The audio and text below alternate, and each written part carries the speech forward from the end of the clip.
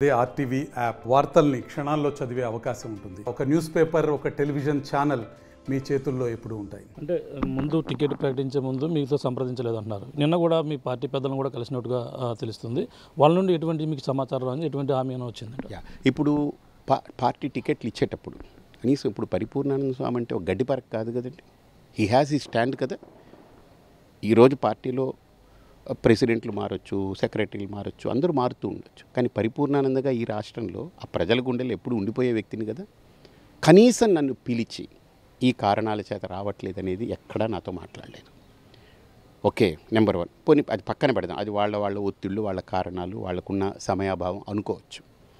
ఈరోజు పార్టీ నాకు ఇవ్వకపోగా అమ్మ పెట్టదు అడుక్కోనివ్వదు అనేటువంటి సామెతలాగా ఇప్పుడు నేను ఇండిపెండెంట్గా వేస్తానన్నాను.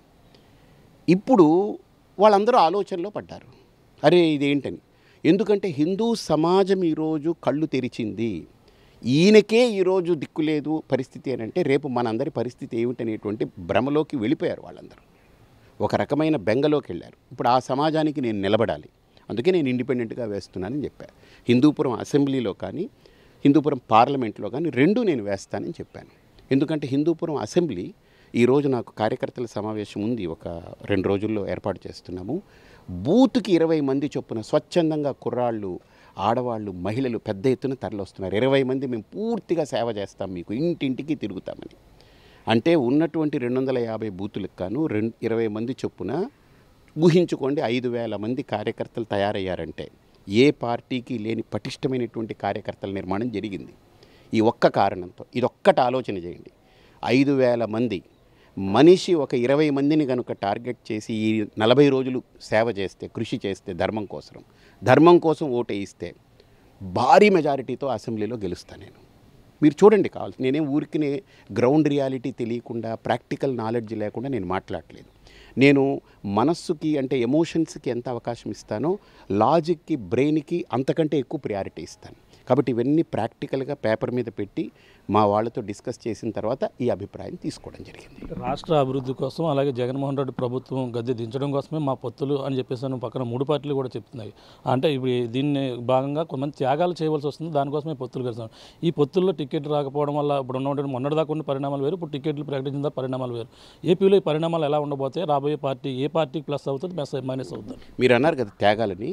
చంద్రబాబు నాయుడు గారు పోటీ చేస్తే ఓకే, కొడుకు పోటీ చేశాడు, చంద్రబాబు కొడుకు తోడల్లుడు పోటీ చేశాడు, మరిది పోటీ చేశారు, మరదలు పోటీ చేస్తుంది. అంటే వీళ్ళందరూ మమ్మల్ని త్యాగాలు చేయమంటారు కదా. వీళ్ళు కుటుంబం ఫ్యామిలీ ప్యాకేజ్ మొత్తం వీళ్ళందరూ దిగిపోవచ్చు. త్యాగం వాళ్ళకి కాదా అండి? అంటే అన్నీ వదిలేసిన సన్యాసి నిస్వార్థంగా పనిచేస్తాడంటే ఇంకా నేనేం అన్నీ త్యాగం చేసిన వాడిని, ఇంకేముంది త్యాగం చేయడానికి? వాళ్ళు త్యాగం చేయాలి. ఇప్పుడు 6 పోటీ చేస్తున్నారండి ఆ కుటుంబం నుంచి.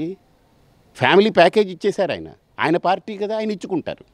ఇంకా ఆ పార్టీ నుంచి వచ్చి బీజేపీలో చేరినటువంటి వాళ్ళందరికీ ప్యాకేజ్ ఇచ్చేశారు. సుజనా చౌదరికి టికెట్ వచ్చేసింది, సీఎం రమేష్కి టికెట్ వచ్చేసింది, టీజీ వెంకటేష్ గారు వాళ్ళ అబ్బాయికి వచ్చేసింది, ప్యాకేజ్ మొత్తం వచ్చేసింది. ఇప్పుడు బీజేపీలో ఉన్నదంతా ఎవరండి? 80% టీడీపీ వాళ్ళే. ఇంకా త్యాగాలంటే ఎవరిని చేయమంటున్నారు? అంటే బీజేపీని త్యాగం చేసి మీరు పక్కకు తప్పుకోండి, ఈ స్టేట్లో ఉండకుండానే కదా సిగ్నల్స్ ఇవ్వడం. ఏంటిది? ఇప్పుడు జనసేన ఉందనుకోండి, జనసేనలో అందరూ టీడీపీ వాళ్ళని దింపేసుకున్నారు. జనసేన సైనికులు పాపం వాళ్ళ ఆర్తనాదాలు, వాళ్ళ కష్టం, వాళ్ళ కన్నీరు ఎవరికి చెప్పుకోలేకపోతున్నారు. వాళ్ళు ఇంట్లో కూర్చుని ఏడుస్తున్నారు. వాళ్ళు త్యాగాలు మాట వాళ్ళు మాట్లాడొద్దండి, ఇది చాలా పెద్ద మాట. వాళ్ళు ఇంకొక 10 జన్మలు ఎత్తాలి త్యాగాల గురించి మాట్లాడాలంటే. ఏసీ రూముల్లో కూర్చొని మాట్లాడడం త్యాగాలు కాదు.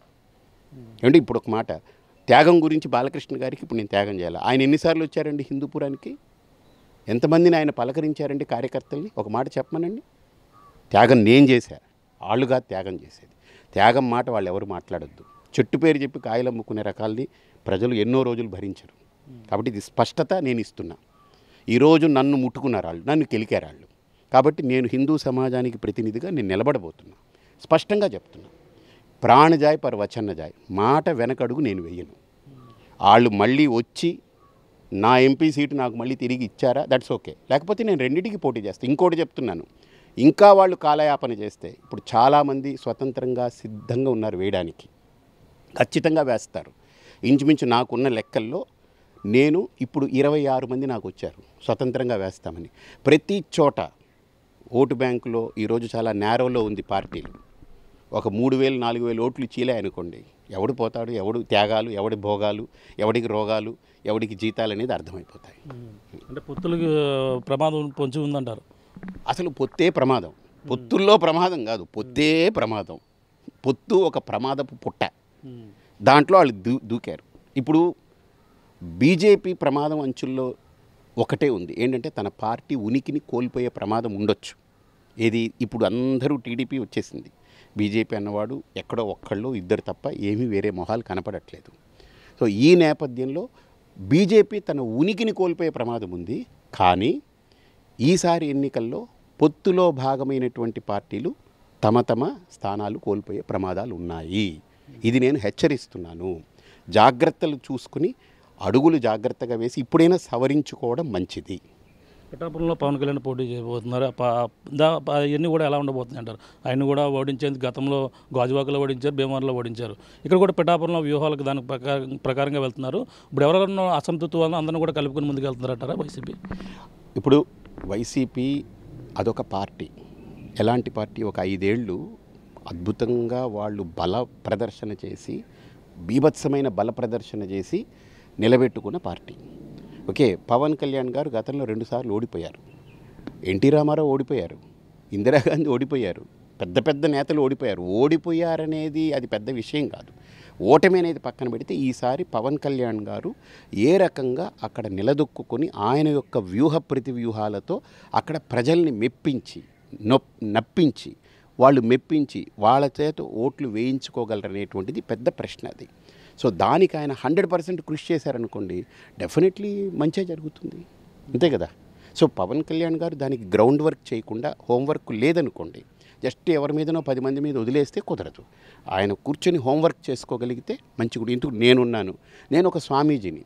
ఈరోజు నేను అంత ధైర్యంగా మాట్లాడుతున్నానంటే నేను హోంవర్క్ చేసుకుంటున్నాను, గ్రౌండ్ వర్క్ చేసి అన్నీ వదిలేసి అక్కడికి వెళ్ళి కూర్చున్నాను నేను.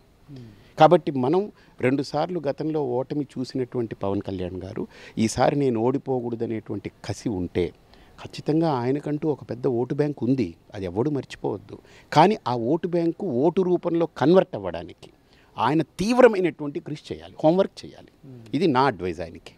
ఓకే, ఇంకా హిందూపురంలో మీరు గెలవబోతున్నారా, బాలయ్య కొట్టబోతున్నారు, అలాగే ఎంపీగా కూడా వెళ్ళబోతున్నారు. 2 కూడా పక్కా అనుకోవచ్చు కదా?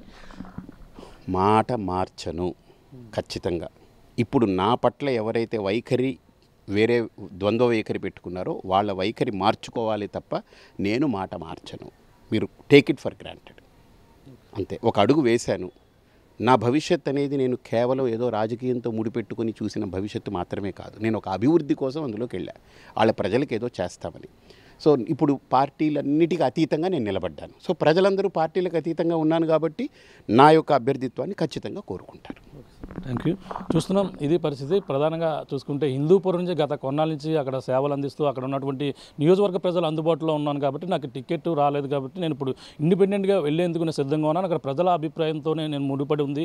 వాళ్ళందరూ కూడా వాళ్ళ మనోభావాలు దెబ్బతినకుండా నా కోసం ఉన్నారు కాబట్టి వాళ్ళు తీసుకున్న నిర్ణయం మేరకే నేను ఇండిపెండెంట్గా ఎమ్మెల్యే అభ్యర్థి, హిందూపురం నుంచి ఎమ్మెల్యే అభ్యర్థిగా నుంచి అలాగే ఎంపీగా వెళ్తాను, వెళ్ళి తీరుతున్నాను. పొత్తులన్నీ కూడా ప్రమాదంలో ఉన్నటువంటి పొత్తులు ఉన్నదని చెప్పేసి అన్నారు. ఏపీ వ్యాప్తంగా ఉన్నటువంటి నిరసనలో అసంతృప్తివాదులు కూడా ఏకమయ్యి అందరూ కూడా ఇండిపెండెంట్ అభ్యర్థులుగా కొన్ని రోజుల్లో బయటకు వచ్చే అవకాశాలు క్లియర్ కట్గా కనపడుతున్నాయని ప్రధానంగా చెప్పుకొస్తున్న పరిస్థితి. ఏదేమైనా హిందూపురంలో నేను ఎంపీ ఎమ్మెల్యేగా పోటీ చేసి తీరుతాను, పోటీ చేసి అక్కడ గెలిచి తీరుతానంటూ మన స్వామి పరిపూర్ణ స్వామి చెప్తున్న పరిస్థితి ప్రధానంగా ఉందని చెప్పాలి. ఇది కూడా ఉన్న తాజా పరిస్థితి. కెమెరా రాముతో ప్రకాష్, RTV, హిందూపురం నుంచి. మరిన్ని వీడియోస్ కోసం ఛానల్ సబ్స్క్రైబ్ చేయండి. లేటెస్ట్ అప్డేట్స్ కోసం వాట్సాప్ ఛానల్ ఫాలో చేయండి అండ్ లింక్ డిస్క్రిప్షన్ లో ఉంది. మరిన్ని వీడియోస్ కోసం ఛానల్ సబ్స్క్రైబ్ చేయండి. లేటెస్ట్ అప్డేట్స్ కోసం వాట్సాప్ ఛానల్ ఫాలో చేయండి అండ్ లింక్ డిస్క్రిప్షన్ లో ఉంది.